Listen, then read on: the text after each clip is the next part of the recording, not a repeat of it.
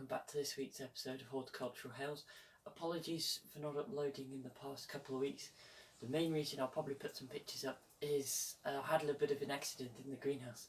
So when we had those high winds, just before I put the last video up, but for some reason I forgot to put the pictures in, we had a really windy storm, and I have some big pine trees up to the right of me just here, and a branch came through these two windows. And actually where the camera's sitting now, I was in here about half an hour before it had happened.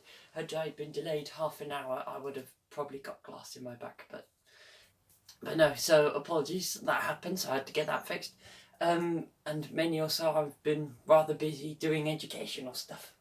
But no, I'm still here, we're back again, and I hope you enjoy the episode. First things first, I'm going to be pulling up my old cucumber and my old melon plants. This just will then give these chilies on the bottom here and the peppers some more growing room, because I'm getting chilies like this one nearly twice the size of my hand. So that'll just give them some more room. And thinking ahead to next year, I'm not 100% sure what we're doing, because as you can see, these chilies, might just take you over here, have bolted almost to the height of the greenhouse. And that was just mainly because they weren't getting enough light into the middle here, because when these are all the way up, they block the light, these would block the light, and these would block the light. So it makes like this dark pit. And so we're just wondering where we're going to put them next year, but that's just thinking ahead to next year.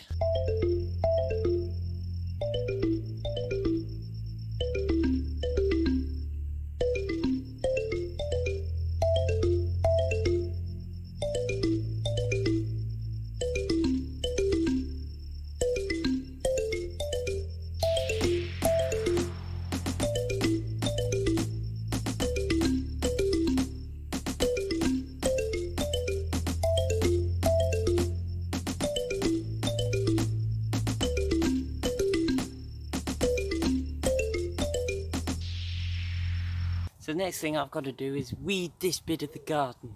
As you can see, I've let it grow wild. And so, since the beetroot are nearly ready, I thought I'd have a look, see how they are. I'm giving a weed. Again, I'll do this all in time-lapse, hopefully.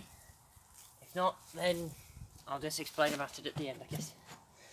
One thing I did do off camera was just now, was that I picked up all the rotten tomatoes off the floor. So if, like me, you have cherry tomatoes, but a lot of them or some of them split and fall down, I find it easier later in the year to pick them up now, because if you leave them on the ground, what happens is the seeds obviously go into the soil, and then you get hundreds of cherry tomato plants pop up in the spring. Whereas if you just go around as if you're weeding and just pick them all up, then it gets rid of all those tomatoes.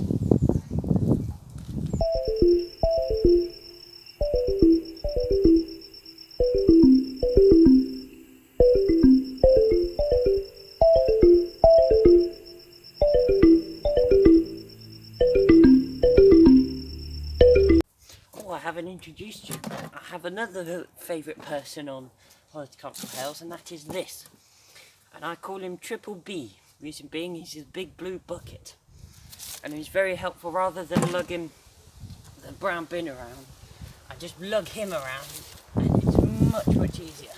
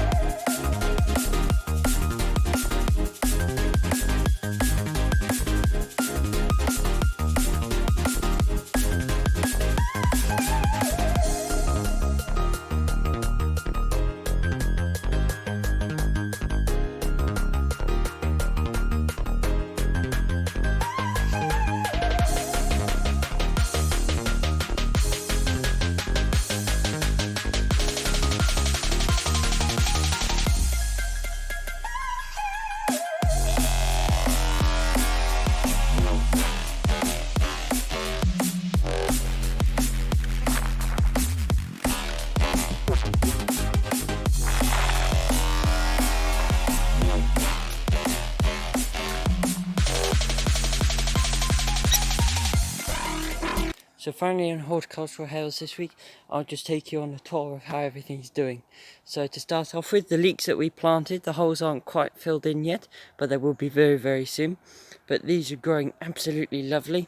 Lettuce, which you can see just in the background there, they're growing lovely. These will be my last lot of spring lettuces.